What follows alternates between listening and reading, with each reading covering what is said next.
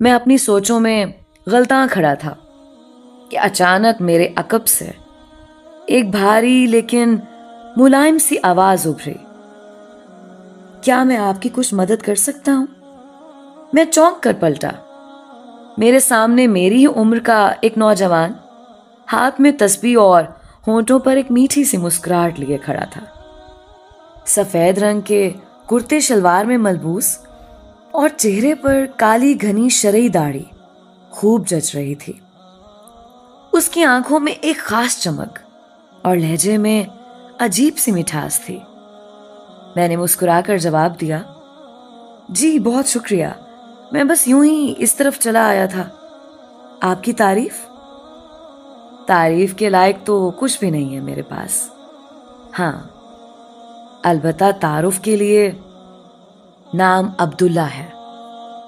میں نے عبداللہ کا بڑھا ہوا ہاتھ تھام کر مصافحہ کیا۔ اس نے بات جاری رکھی، اسی درگاہ کا ایک مجاور ہوں، خدمت کرتا ہوں یہاں آنے والے زائرین کی۔ میں نے غور سے عبداللہ کی جانب دیکھا۔ آپ اپنی گفتگو سے تو پڑھے لکھے لگتے ہیں، پھر یہ سب کچھ؟ میں نے جان بوجھ کر اپنی بات ادھوری چھوڑ دی۔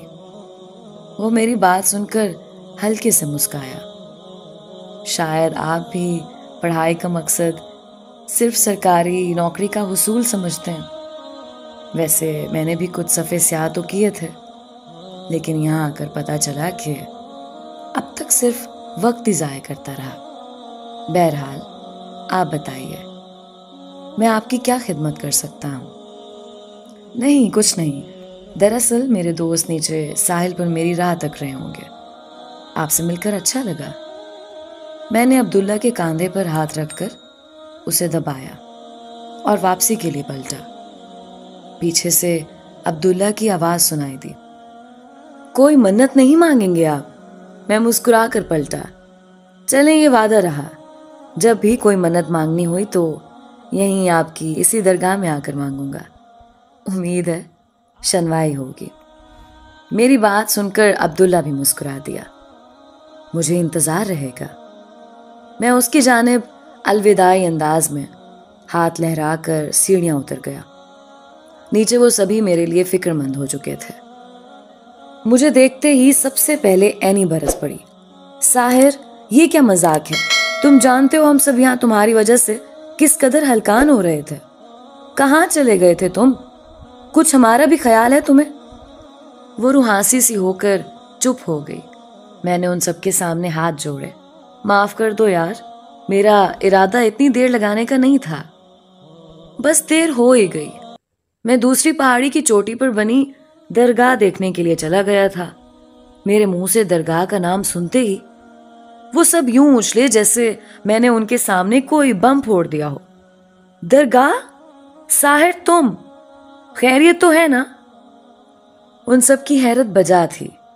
ہم میں سے وہاں ایسا کوئی بھی نہ تھا جس نے آج تک درگاہ تو کیا عیدگاہ کی بھی کبھی زیارت نہ کی تھی۔ ہم وہ تھے جن کے لیے لوگ منتیں مانگتے تھے۔ ہمیں بھلا ایسی جگہوں سے کیا واسطہ؟ ہم تو خود ایک منت کے طور پر اس دنیا میں وارد ہوئے تھے، جنہیں بن مانگے ہی اس جہاں میں سب کچھ میسر تھا۔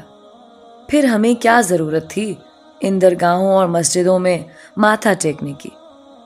ہم سے تو ہمارا خدا ویسے ہی صدا کے لیے راضی تھا۔ میں نے جرمانے کے طور پر اسی رات سبھی کو ہالیڈے ان میں ڈنر کی دعوت دی۔ تب جا کر ان لوگوں کا غصہ ٹھنڈا ہوا، لیکن اینی ابھی تک روٹھی روٹھی سی تھی۔ وہ مجھ پر دوسروں سے کہیں زیادہ اپنا حق سمجھتی تھی، اور اسی حق کا مان اسے یوں روٹنے پر مجبور بھی کرتا تھا۔ اینی کی یہ خاموشی واپسی پر بھی تمام راستے برقرار رہی، لیکن میں جانتا تھا کہ حسب معمول آدھی رات کو مجھے فون کیے بنا اسے نیند نہیں آئے گی۔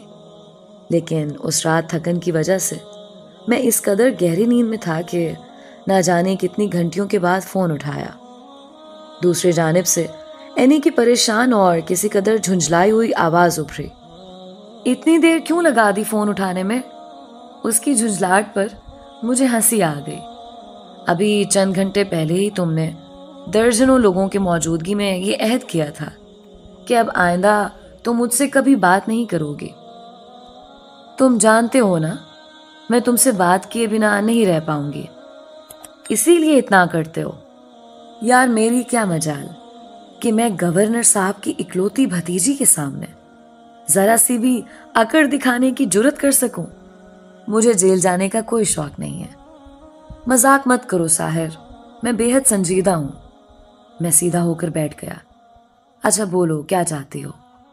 दूसरी जानिब से एनी की शरारत भरी आवाज उभरी। तुम्हें? अच्छा, तो ये तुम संजीदा हो? एनी ने एक ठंडी सी आह भरी। यही तो मसला है, तुमने कभी मेरी मोहब्बत को सीरियस लिया ही नहीं। एनी पर ऐसे दौरे महीने में एक आध बार जरूर पड़ते थे और लगता था कि आज रात फिर उन्हीं रातों में से एक थी जब हमारी जोरदार बहस होने वाली थी। लेकिन आज मैं इस बहस के मूड में बिल्कुल भी नहीं था। ओ कम ऑन एनी, तुम जानती हो कि मैं ये मोहब्बत वगैरह पर बिल्कुल यकीन नहीं रखता। मोहब्बत सिर्फ जिस्म के हुसूल की दरख्वास्त का एक मुहज़्ज़ब ज़रिया है, बस एक लफ्ज़ है अपनी ख्वाहिशात पर पर्दा डालने के लिए, और कुछ भी नहीं। वो मेरी बात सुनकर चुप सी हो गई, फिर आहिस्ता से बोली, मैं तो तुम्हें ये दुआ भी नहीं दे सकती कि तुम्हारे दिल की बंजर ज़मीन पर ये खुद रौ पौधा उग जाए और इसके कांटे तुम्हारी रूह को अपनी काट और चुभन से जख्मी करते हैं। तुम्हारा कसूर नहीं है साहिर, शायद ये मेरी आज़ाद ख्याली ही मेरे जज्बे को बेवकूफ़ करने का बायस बनती है। Sweet dreams. एनी ने फ़ोन काट दिया। मैं हैरत से फ़ोन को देख रहा था। उस लड़की को क्या हो गया है अचानक? आज से पहले तो कभी उसने इस कदर टूटे हुए लहजे में मुझसे बात नहीं की थी। फिर मैंने खुद ही अपने दिल को तसल्ली दी कि शायद शाम की बेर ने अपना असर इस वक्त देर रात को दिखाना शुरू किया होगा। मैंने करवट ली और फिर आंखें धीरे धीरे बंद होती चली गईं। अगले चंद दिन तक मैं हर बड़ी अमेरिकन गाड़ी को देखकर ना जाने क्यों चौंक सा जाता था और मेरी नजरें दूर तक इस गाड़ी का पीछा करती रहती, लेकिन मुझे वो बड़ी शेवरले दोबारा नजर नहीं आई। पता नहीं वो इस शहर में रहते भी थे या फिर कहीं और से इस दरगाह की हाजिरी के लिए आए थे। मैं खुद भी नहीं जानता था कि मेरी इस बेचैनी की असल वजह क्या थी। और फिर सबसे पहले काशिफ ने मेरी ये कार यात्रा महसूस कर ली और चौथे दिन उसने मुझसे आखिरकार पूछ ही लिया, क्या बात है यार, ये आजकल हर बड़ी अमेरिकन गाड़ी को देखकर तुम उसके पीछे ही क्यों पड़ जाते हो? मैंने उस रोज दरगाह पर होने वाली तमाम वारदात उसे तफसील से बता दी। ओहो, तो ये बात है, अब समझा। मेरा यार दरअसल गाड़ी नहीं बल्कि गाड़ी वाली की तलाश में सरगर्दा है। यार किसी को तो बख्श दिया करो। जो हुलिया तुमने उस लड़की का अभी अभी बयान किया है, उससे एक बात तो कंफर्म है कि she is not your type. Oh shut up यार, ऐसी कोई बात नहीं है। मुझे सिर्फ एक तजस्सुस है कि आखिर इस शहर में ऐसी कौन सी फैमिली है जो मेरी तरह गाड़ियों का शौक रखती है, लेकिन मैं उससे वाकिफ नहीं हूं। काशिफ बोला, ये भी तो हो सकता है कि वो लोग इस शहर से ताल्लुक ही ना रखते हों, कहीं और किसी दूसरे शहर से वहां आए हों। यही तो उलझन है कि ये बात कैसे मालूम की जाए कि वो लोग कहां से आए थे। पता नहीं क्यों, लेकिन मैं उस लड़की की उदास आंखों में छुपी दास्तान पढ़ना चाहता था, लेकिन अफसोस पढ़ नहीं पाया।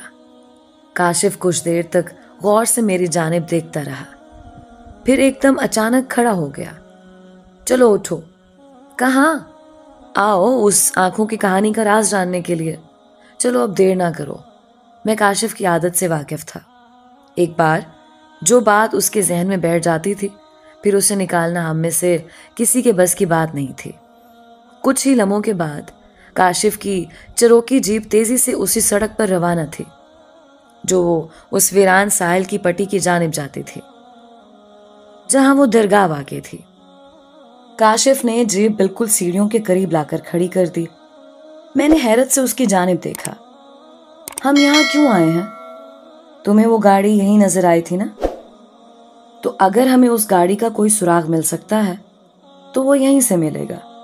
चलो ऊपर दरगाह में चलकर कुछ सुन गुन लेने की कोशिश करते हैं। मेरे पास काशिफ की बात मान लेने के सिवा और कोई चारा भी नहीं था। हम दोनों तेजी से सीढ़ियां फलांगते हुए दरगाह के सहन तक जा पहुंचे। बाहर बैठे एक मुजाविर ने हमें जूते उतारने का इशारा किया। जूते उतारते हुए मैं कुछ याद करके चौंक सा गया।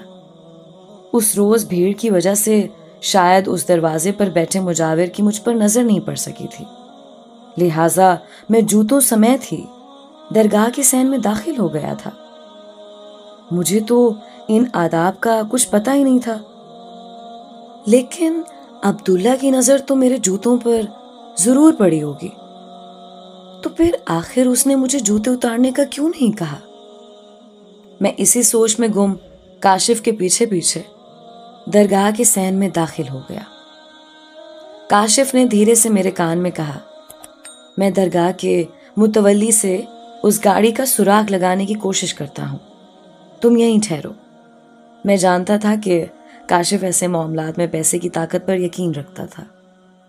वो जरूर मुतवल्ली के हाथ पर 1000 रुपए रखेगा और उससे मालूमात हासिल करने की कोशिश करेगा। काशिफ तेजी से दरगाह के पिछले दरवाजे से निकलकर किसी जानिब गायब हो गया। मैंने गहरी सांस ली और पीपल के पेड़ों के नीचे रखे पानी के घड़ों की जानिब बढ़ गया। अचानक ही पेड़ों के पीछे से अब्दुल्ला आता दिखाई दिया। उसके हाथ में छोटा सा फवारा था। शायद वो फूलों को पानी देकर वापस आ रहा था। हम दोनों की नजर बैक वक्त टकराई। अब्दुल्ला ने खुश दिली से मेरा इस्तकबाल किया। अरे आप, क्या मैं ये समझूं कि मन्नत मांगने का वक्त इतनी जल्दी आ गया? मैं हंस दिया। नहीं, अभी वो वक्त नहीं आया। दरअसल किसी की खोज मुझे दूसरी बार यहाँ तक खींच लाई है। अब्दुल्ला ने गौर से मेरी जानिब देखा। मैं दुआ करूंगा कि आपकी खोज तशना ना रहे। Thank you. वैसे एक बात कहूं, अगर बुरी ना लगे, हम दोनों ही तकरीबन हम उम्र हैं और आप जनाब के चक्कर में पड़कर हम ख्वामखाई तकल्लुफ के धागों से बंधे जा रहे हैं। अगर हम दोनों एक दूसरे को तुम कहकर मुखातिब करें तो मैं बहुत इजी महसूस करूंगा। अब्दुल्ला मुस्कुराया। चलो ऐसा ही सही। लफ्ज़ और अलकाब तो सिर्फ इजहार का एक जरिया होते हैं। एक बात बताओ, उस दिन पहली मर्तबा जब मैं इस दरगाह तक आया था तो अपनी लाइल्मी की वजह से जूते उतारना भूल गया था, लेकिन तुमने मेरे जूते देखकर भी मुझे उतारने को नहीं कहा। क्यों? क्या तुम नहीं समझते कि इस तरह अनजाने ही में सही पर मैंने दरगाह के फर्श की बेउरमती की थी? फर्श तो फिर से धुल सकता है, सो धो लिया गया था, लेकिन मुझे ये अच्छा नहीं लगा कि तुम्हें तुम्हारी पहली हाजिरी पर ही टोक दूं। मुझे हैरत हुई कि ये कैसा मुजाविर है जो अपनी दरगाह के फर्श से ज्यादा दिलों के मैले होने को अहम गर्दानता है। मैंने गौर से अब्दुल्ला की जानिब देखा। तुम अपने तौरो एतवार से किसी भी तरह इस दरगाह के मुजाविर नहीं लगते।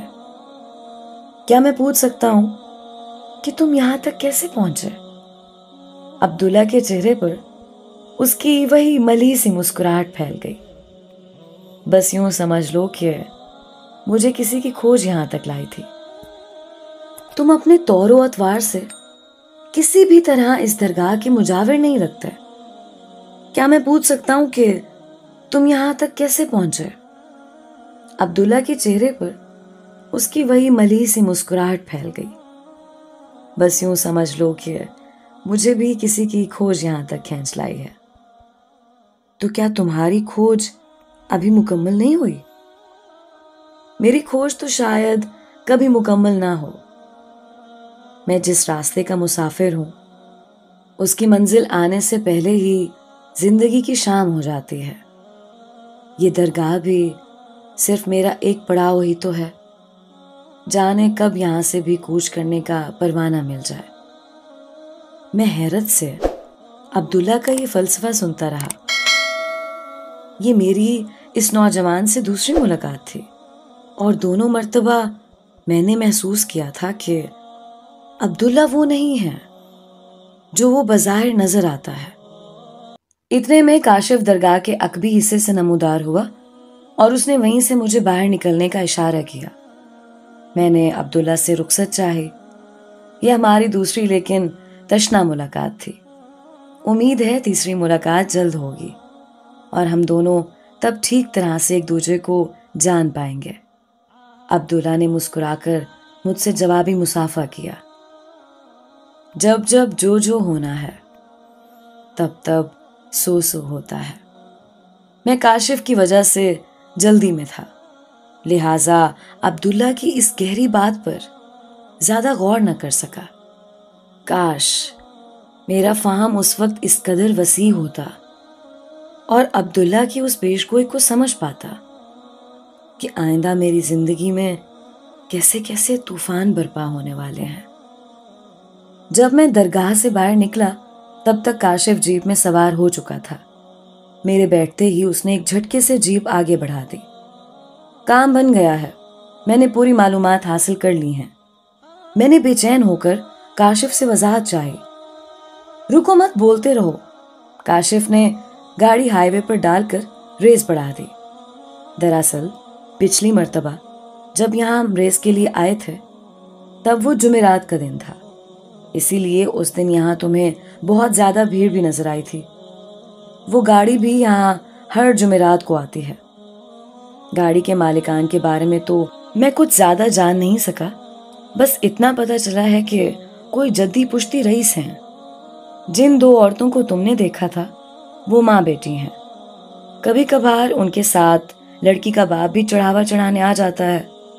البتہ ماں بیٹی کا گزشتہ 2 برسوں سے یہ پکا معمول ہے کہ وہ ہر جمعرات کی شام یہاں آتی ہیں اور ہر ہفتے ہزاروں روپے کا چڑھاوا چڑھا کر واپس چلی جاتی ہیں.